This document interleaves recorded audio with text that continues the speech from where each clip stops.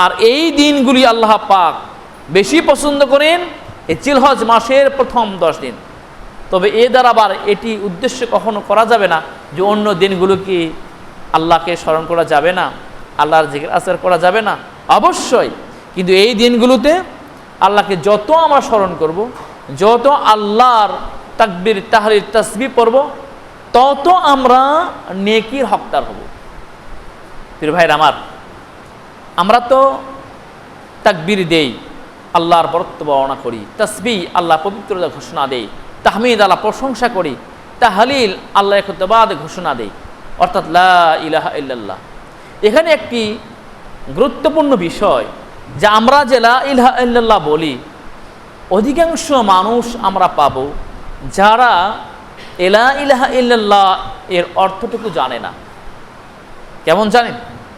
অনেকে হয়তো মনে করে যে লা ইলাহা ইল্লাল্লাহ অর্থ হচ্ছে আল্লাহ ছাড়া কোনো মাবুদ নেই।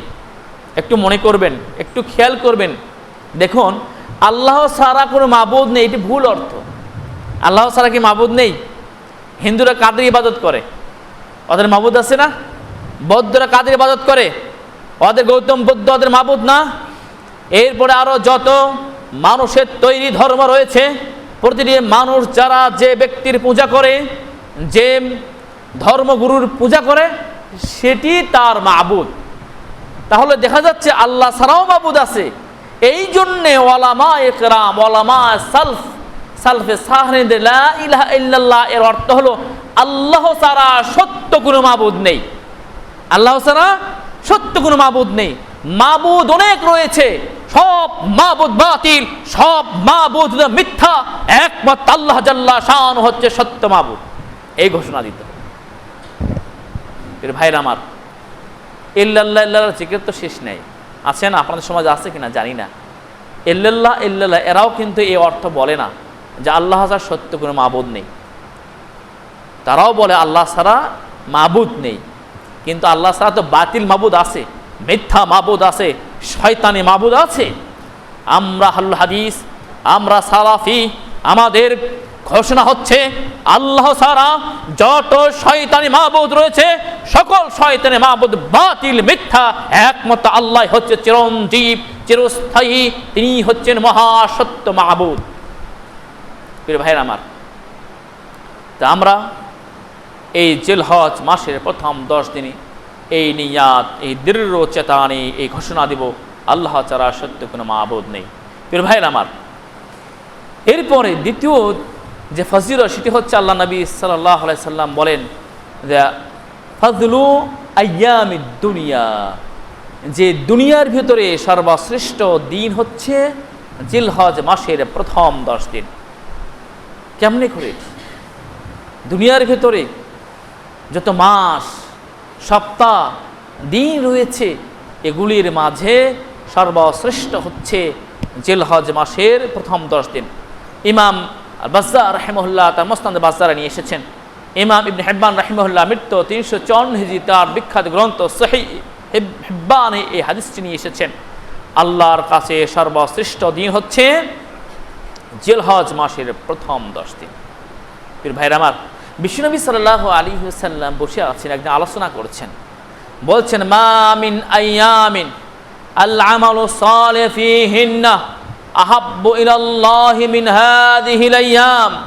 বিশ্বনবী সাল্লাল্লাহু আলাইহি সাল্লাম বলছেন, ও হে আমার সাহাবা বৃন্দ, জেনে রাখো যত সৎ আমল রয়েছে, এই সৎ আমলগুলির ভিতর সর্বশ্রেষ্ঠ আমল আল্লাহর কাছে প্রিয় হচ্ছে জিলহজ মাসের প্রথম 10 দিনের আমল।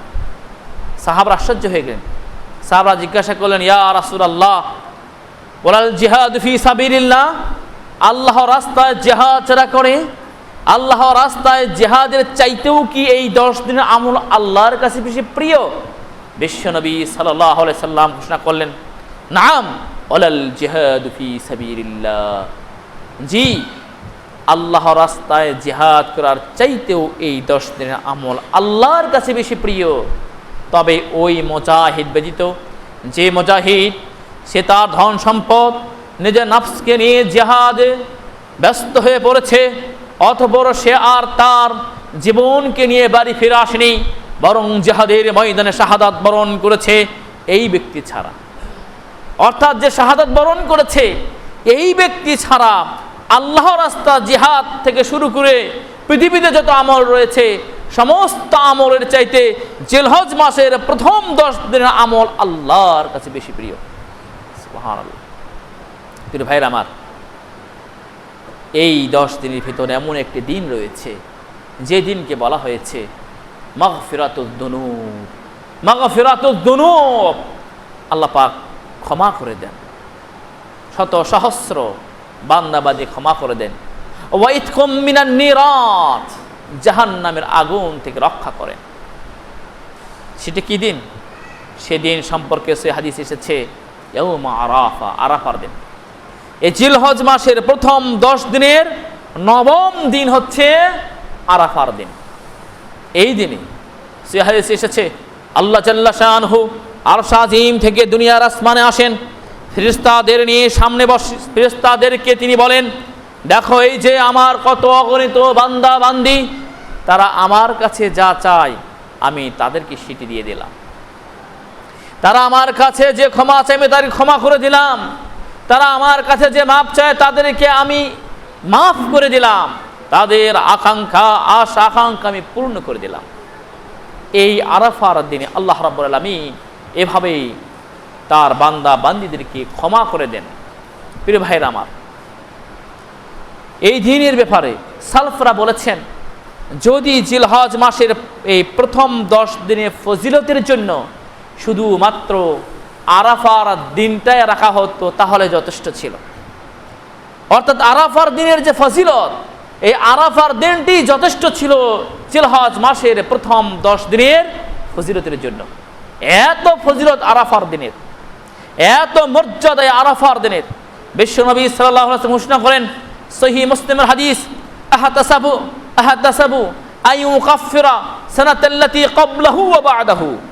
বিশ্বনবী সাল্লাল্লাহু আলাইহি ওয়াসাল্লাম ঘোষণা করেন যে আমি আল্লাহর কাছে আশা রাখি আল্লাহ পাক আরাফার দিবসের একটি সাওমের বিনিময়ে পূর্বের 1 বছর পরের 1 বছরের গুনাহ আল্লাহ পাক ক্ষমা করে দিবেন। সুবহানাল্লাহ। প্রিয় ভাইরা আমার, আমরা কেউ যেন মাহরুম না হই, আমরা কেউ যেন এই সওম পালন করার থেকে মাহরুম না হই।